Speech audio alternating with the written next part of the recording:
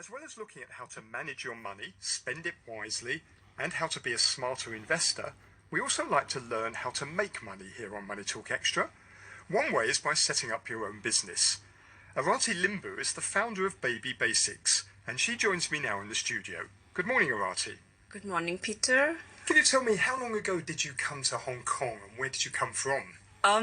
Actually, I came to Hong Kong in 1994. But before that, my father used to work in the British Army. So we are one of the Gurkha's children. I was born here while he was in service here. And after I finished up my higher studies in India, I came back here again. And since I landed here, I've been working here for the past 24 years. The majority of that being in mother and baby store. And I used to work in Bumps to Babes, which was a very popular baby store in Hong Kong. Which is now closed. Yes, indeed. Sadly, they closed in March of 2018. And so what did you do after they closed? You were working for them. You'd built up a lot of experience of that particular sector of the market. What did you do next? Well, the thing is, I had been working with them for the past 15 years. So when they closed, me and my sister, we didn't want this to be like a negative event in our life. So we decided to turn that around, and then we decided to start something of our own and, utilize our experience in that field.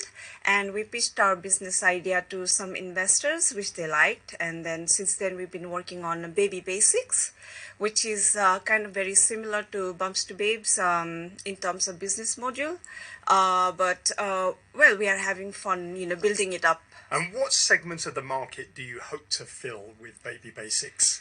With BabyBasics, our main priority is to bring in quality products from, curating from UK and Europe and the rest of the world.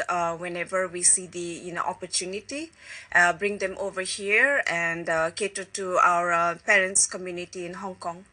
So you are an ethnic minority single mum. What challenges did you face in starting up your own business as a result of that? Okay, so actually in Hong Kong, we have a very, very efficient and transparent government. I would say setting up a business here is pretty straightforward in terms of, filling up paperwork and registering our business. It was very easy and straightforward. In a lot of other countries, being a woman by itself is actually not very advantageous. But here, we actually very easily anybody can set up a business here. And did you face challenges in finding investors for your business? We did. In fact, we did. We did pitch it to a few people, but then fortunately, we were lucky enough to find a group of people who believed in our ideas and they believed that it would work. And they also knew that there was a gap in the market. So, we were lucky enough to find such investors. And you have a son and a daughter. So how do you balance running your business with also bringing up your children? Well, actually, I've always been a working mom. And I would say that this has been an advantage for me as a person, as an individual, because it allows me to always keep learning and, meeting new people, and which I think I can pass on to my children, my experience and knowledge. We have always had some help at home looking after the kids. My mom was there and my helper was there. So now they are already old enough to look after themselves. Actually, in fact, my daughter is going to university soon, and my son is in a boarding school in India. So it's pretty much balanced at the moment. In your culture, girls are taught to be subordinate to men, aren't they? So how did you overcome that in terms of starting up your business where you need to really be the boss and be the dominant one?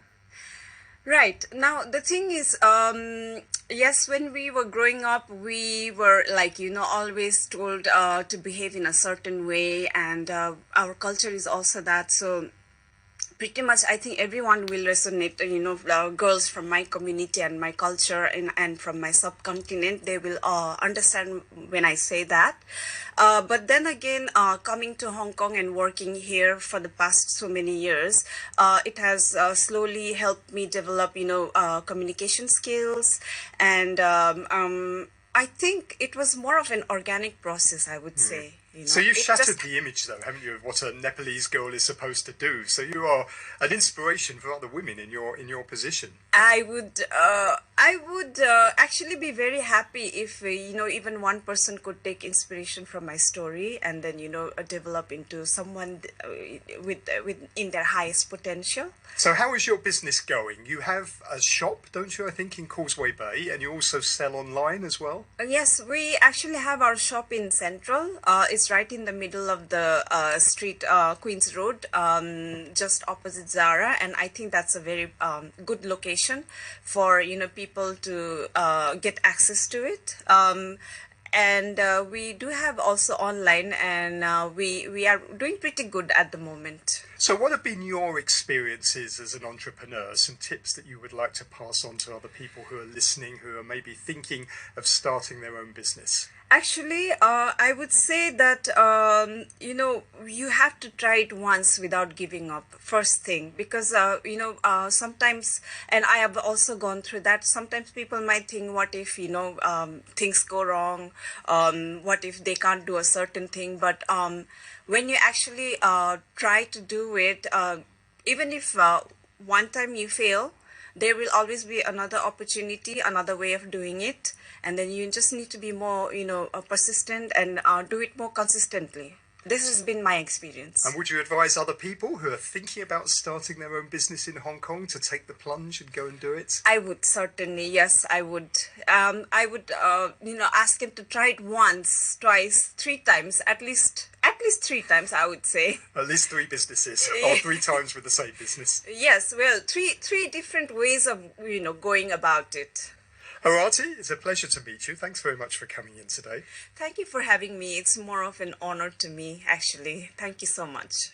That was Arati Limbu, founder of BabyBasics. Thanks for tuning in this morning. Next Saturday, we're going to talk about financial planning at a young age. Jimmy Lamb will speak to a dad of 2 children to hear about his financial challenges. And finally, I'll meet another local entrepreneur.